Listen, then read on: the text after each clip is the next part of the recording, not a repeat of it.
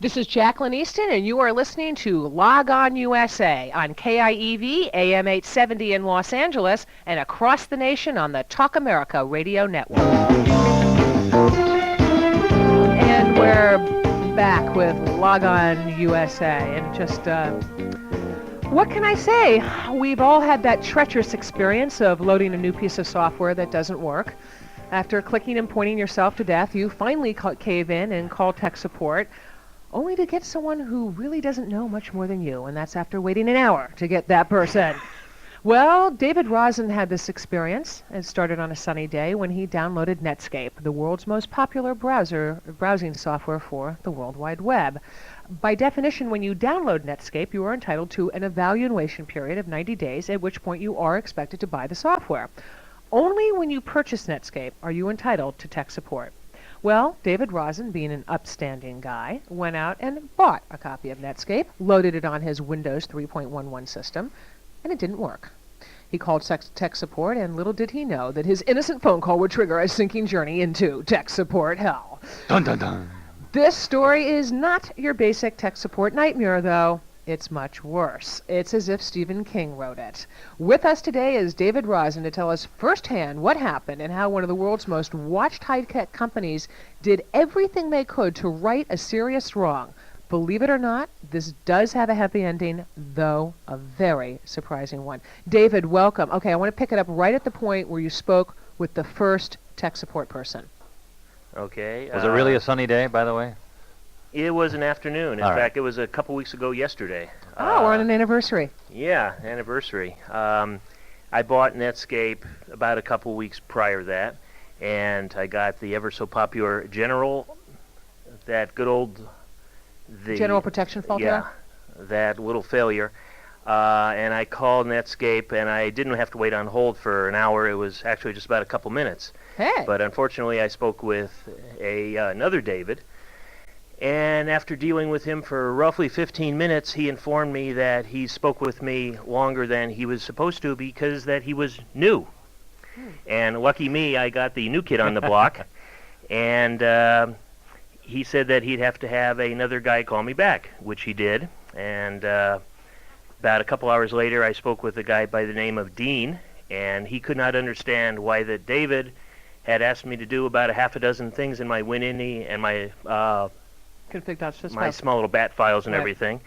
And this isn't for, pardon me for 1 second, for non-Mac people. I mean, right, for Mac people, these are the operating most, system. And the most important files that your machine looks at. I mean, you can bring that sucker to a screeching halt if you do the wrong thing. Okay, so you're not supposed to play with those. So Dean is upset that the first tech guy. But I believe David because I didn't know any better. Sure. And about a couple hours later, after I spoke with Dean, Gerald calls me, and by now it's probably near to 4 in the afternoon. And Gerald says, I'm going to have another guy call you probably tomorrow afternoon. So because your machine now is not working. Your machine, you're not just... It's dead. It's not my program anymore. That was why that I had originally called. It's a dead thing. It's dead. It's a doorstop. Windows loads up, you get the little smiley, happy Microsoft screen, and then all of a sudden you go to a C prompt. Yeah, no, this is... C prompt is bad. C prompt is bad. Okay, very bad. So what happened next? DOS. I feel like Chuck Woolery on that doing the... yeah. And what happened next on your date? Okay. Then I speak to a guy by the name of Brett, and he then spent the next 3 days with me, all day on Tuesday afternoon. Now, when you say all day, what do you mean? Starting on Tuesday afternoon in through Thursday, he probably spent 15 hours with me on the phone. He had me rebuild everything, and I was staying patient, but I was starting to lose it near to Thursday afternoon, and on Friday I was going to go camping with my kids, and I didn't want anything interfering with that, with our small little local Indian Guides group.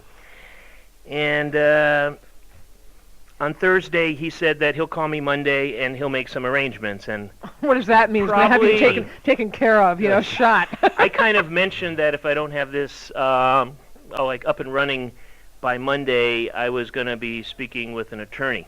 Hey, Mark. Yes. He's still in the studio, folks. But I was very nice about it, and I kind of said it A jokingly. modem chaser. It's Hey, and notice how he just handed his business card to David, okay? Here. That's right. Call me. That's right. I'm gracious and charming, remember. Maybe that could be a new online service. You could stick a little sticker down there, down at the bottom. Can you see the commercials now on Double-click here for television? legal. Has a software company scrapped your system? Call me. That's right. Oh, it's my job. Mark got me $34 million. Because Netscape crashed my system. Certificate ate my hard drive. Thank you. I believe. Fremart advertising number is. Double click here.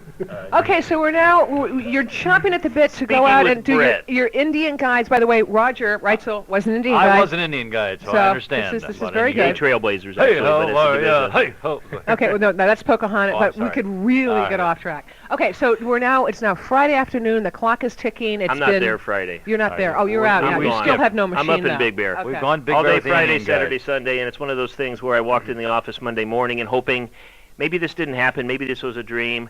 I'll turn on my little power switch and it will all be there. But You got to see prompt. back in my C prompt. Spoke with Mr. Brett again, and he calls me on Monday afternoon, and he said that I'm going to be out there probably Wednesday, and they flew him down out of Oregon at their expense, and he got there. They Wait a flew. minute. They flew a tech support guy into They your... flew it. They did not admit guilt, Why but didn't they just say, it wasn't our fault, it must be something else in your computer, Well, why are you blaming us? That's why where they get credit, because they did say that. Well, David will tell you why Netscape hear knew that. it was their fault and they copped to it. They did know it was their fault, they understood the original that? guy that I spoke with, David, David. had me do about a half a dozen things That basically ate your in machine? my files, and it stopped my machine working.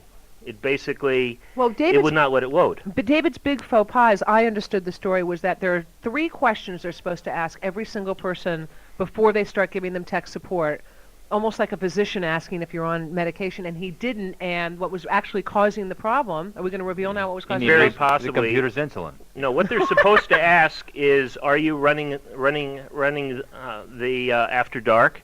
Are you running Adobe? Are you running any other With a special resident? program. And guess what? He was running all He those didn't things. ask me any of those questions.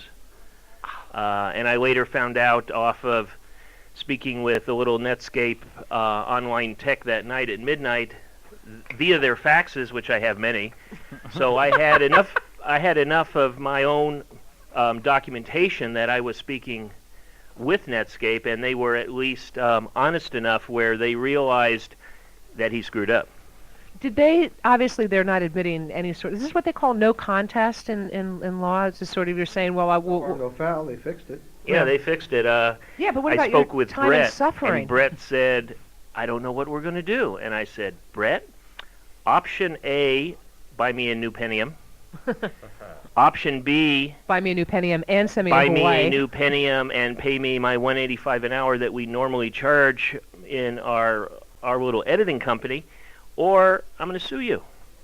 Nicely, of course, I said. But they were really nice, and they never had raised their voices, and I never had raised my voice. And he came out on Wednesday and spent almost 8 hours. And God. he had sat at my desk, and he reloaded most of my needed software packages. Luckily, and this is a little backup warning for everybody, is I had just backed up my Data files? my small little goldmine files and all of my accounting packages. I backed those up about a week prior, and luckily I had done that. So Yeah. he figured out what they Listen, were. That's, that's the moral of this story, boy. Yeah. And the thing, by the way, I want to plug iOmega zip drives, which are fantastic. They're available for the Mac and for That's Windows. what I had everything backed up on. and it was 100 meg. They each hold 100 megs, and it's a snap. And you have no excuse to back up now if you have an iOmega not zip back drive. up, you mean. David, this is a remarkable story. I want to let everyone know that David is the president of CRT Media, which is a very well-established video production company who offer a staggering array of services, including website videos. And David, by the way, way, if you want to share your horror stories with him, can be reached at AOL at videotcube at AOL.com. David, thank you so much. Thank you. We're going to go out and take a break, actually, and we'll be back in just a moment.